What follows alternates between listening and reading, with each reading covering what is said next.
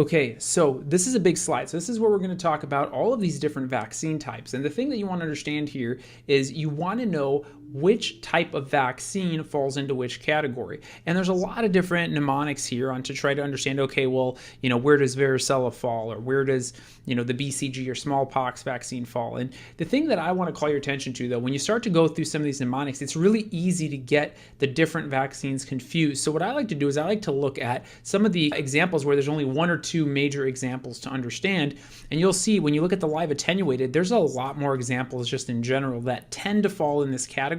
So I try not to necessarily, like if I'm just trying to memorize these, I try not to necessarily start here memorizing all of these. I'll start with something like my subunit, polysaccharide conjugated activated, and just know, okay, these are the big three here. This is the big polysaccharide, etc. And then, anything that doesn't fall in these kind of smaller example buckets, then you'll know that that's probably going to be in the live attenuated. But even what's more important than that is understanding the comparisons, right? So you have to know intranasal influenza versus intramuscular. You have to know Sabin versus Salk. These are the really big things that you absolutely want to be familiar with. And we'll talk about all of this as we go through it. But we're going to do this in building blocks. So I like having everything on one slide so you can just quickly compare it. But we'll do this in separate videos because it's a lot of material. So without further ado, let's start talking about the live attenuated vaccines. When we're talking about live attenuated vaccines, we're basically talking about taking a live pathogen, right? So if you want to use the example of a virus, okay, or you can say a bacteria. Let's just say a virus, okay? So I'm just going to draw some virus here. We're actually taking this virus, right? And we're putting this virus into our patient. Okay, so we're taking a virus and we're putting it into our patient. And you might say, well, that sounds really bad. We're basically just kind of infecting this patient. Now, the thing that's different though, if the virus normally uses, some factor to get into the cells, okay, so we'll just say this is its, this is related to its pathogenicity. Okay, so if it has something that's related to its pathogenicity that allows it to replicate, that allows it to infect cells potentially, what we're going to try to do is we're going to try to knock out the things that are really increasing the pathogenicity of this organism.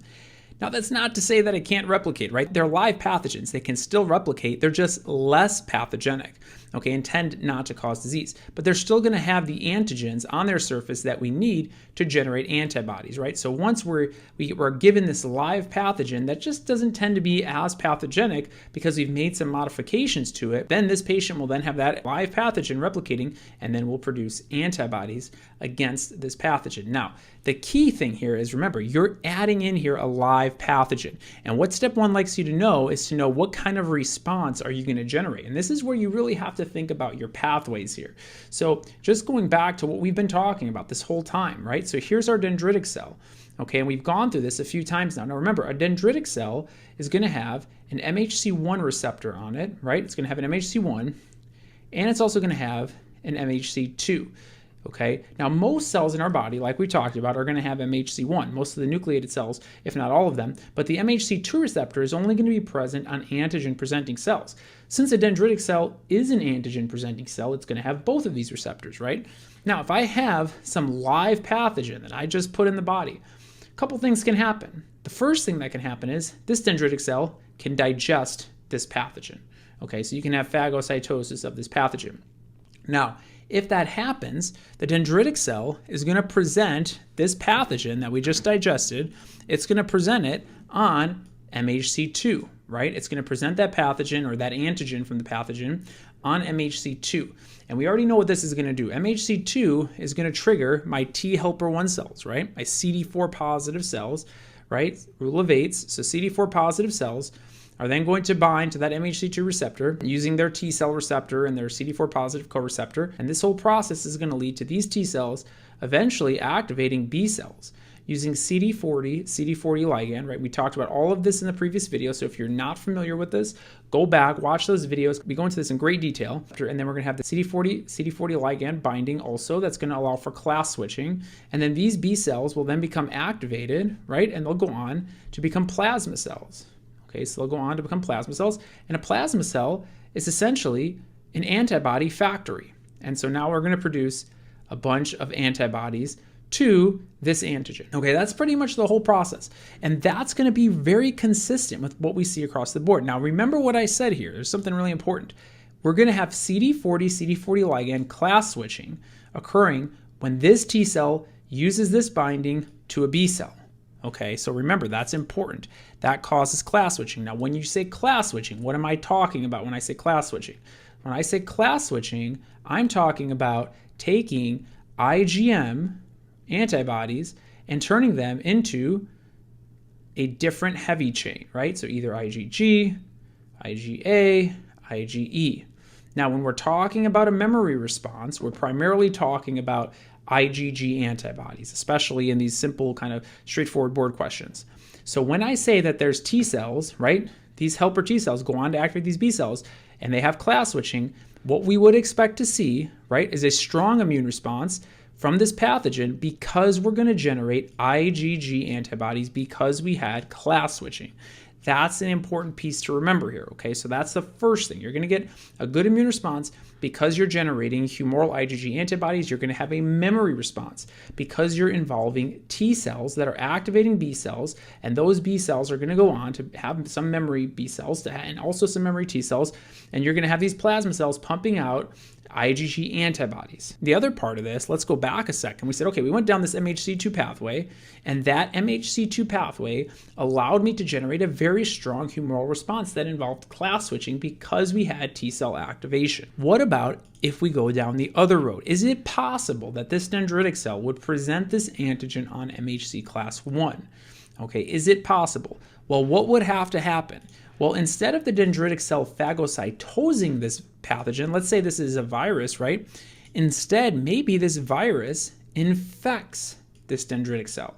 Okay, so maybe instead of the dendritic cell phagocytosing it, the virus actually infects the dendritic cell.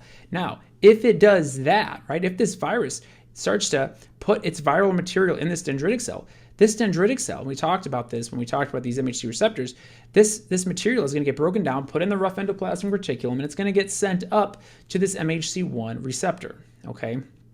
So now this is on MHC1. So what's MHC1 going to bind to? Well, if it's going to bind to anything, it's going to bind to cytotoxic CD8 positive killer T cells, right? So these again are T cells, but they're CD8 positive T cells. And again, the T cell receptor and the CD8 positive co-receptor are going to bind to this MHC1, and then this cell, realizing that there's something not normal here, right? Something that's not a self-antigen here, there's going to be perforins and other enzymes that are released to destroy this dendritic cell. And we're going to start to get some memory response from the T cells. Okay, so you're going to get a cellular mediated response. Remember, when you have these CD8 positive T cells destroying these dendritic cells or any cells in the body, that's going to be a cell mediated process. And so we say there's a cellular response or a cell mediated response and a humoral response. You can actually get both from a dendritic cell, right? Because the dendritic cell can phagocytose this, presented in MHC class 2, or the dendritic cell can actually get infected with this and then presented on MHC1 like a normal cell would. And because of this, we can get a cellular or cell-mediated response. Okay, so you can get a cellular response, and we can also get a humoral response. So we can get both because we gave this patient a vaccine that had a live pathogen. This patient shouldn't get sick, right, when they get a varicella vaccine or when they get a yellow fever vaccine, but they can get sick, right, because some of these pathogens can actually alter their virulence factors, right? This pathogen can alter some of these virulence factors, and it can actually then become pathogenic. Okay, so it can become pathogenic potentially, but that's not, extremely likely. Now, where are we concerned about these pathogens potentially increasing their pathogenicity? We're primarily concerned about that in patients that are immunocompromised, right? Patients that don't have a good immune system are going to have a tough time responding to organisms that have acquisition of new virulence factors. Okay, now what patients are we going to be really concerned about in this category of immunocompromised states? Number one is infants. Now, most infants, and these are children younger than a year of age, most of them are not going to be getting these live attenuated vaccines. There's one exception to that, and that's the rotavirus vaccine. So the rotavirus vaccine is actually designed to be given usually around the first 6 weeks of life. Okay, there are some contraindications to the rotavirus vaccine, things like intussusception or history of GI tract malformations like a Meckel diverticulum. And this is more of a step 2 thing, but the reason for that is because you can have lymphoid hyperplasia in the Peyer's patches and you can end up with intussusception, right? Because this is generating an immune response, and so you can get lymphoid hyperplasia in infants. The point is, though, is that if you're going to remember, there's one exception to live attenuated vaccines. It's the rotavirus vaccine in infants. In the elderly population, we also will tend to start to avoid some of the more live attenuated vaccines. Pregnant females, same thing. These are kind of your big 3. And then always remember transplant patients that were giving them immunosuppressive medications, or patients that have AIDS. Okay, so a patient that has HIV, this comes up pretty frequently. Now, let's say that this patient, you have to decide, hey, I have a patient here that has HIV. Do I give them their, varicella vaccine, for example, if they haven't had it? And how do you make that decision? Well, you have to look at the CD4 count. So if the CD4 count is greater than 200, right, which is usually the cutoff here, when we're talking about, an opportunistic pneumonia versus a normal pneumonia, we're going to look at the CD4 count, right? If you have a low CD4 count, you're significantly predisposed to opportunistic infections. If you have a normal CD4 count, even though you have HIV, it doesn't necessarily mean that you would have an opportunistic infection. The same is true here. You're not really considered to be extremely immunocompromised if you have a CD4 count greater than 200. However, if the CD4 count is less than 200, especially if it's significantly less than 200, these patients should not be getting live attenuated vaccines. However, the patients that have CD4 counts greater than 200, that's usually going to be okay to give them, especially in a board question. Okay, and the big vaccines here, like I said, you do have to commit some of these to memory. Varicella and MMR are probably the 2 highest yield, but you do frequently get questions where you have to distinguish different types of vaccines. So I would be familiar with the fact that the intranasal influenza vaccine is a live attenuated vaccine, whereas the intramuscular influenza vaccine is an inactivated or killed vaccine. In one case, you're giving them a live influenza strain. In the other case, it's a killed influenza strain. And we'll talk about that in a moment. And you're not really going to see intranasal influenza being given much in the United States. You'll primarily see the intramuscular variant. And then also remember that polio vaccines, there's 2 types. So you have Sabin and Salk. Okay, remember the Sabin is the live attenuated form and the killed form is the Salk. And the way that I kind of remember that, okay, so the last letter is K, and these are going to be completely inactivated vaccines. And we'll talk about this in a minute. And so I remember that K for killed. So this is going to be a killed organism that we're giving the patient. And I always look at that last letter to distinguish the 2. So K for killed. That's my easy way of remembering that. But you do have to distinguish these very frequently, so I would be familiar with them. And then BCG for tuberculosis, we'll talk about that probably in a future video. And then we also have smallpox here as well. But the big one here, I would say, especially for the US, know your varicella, MMR, rotavirus. It's going to be the exception in infants. And then for travelers, you'll see yellow fever occasionally. Not really going to give a whole lot of intranasal influenza in the US. Or the polio Sabin for that matter. And in the next video, we'll talk about some of the other variants here.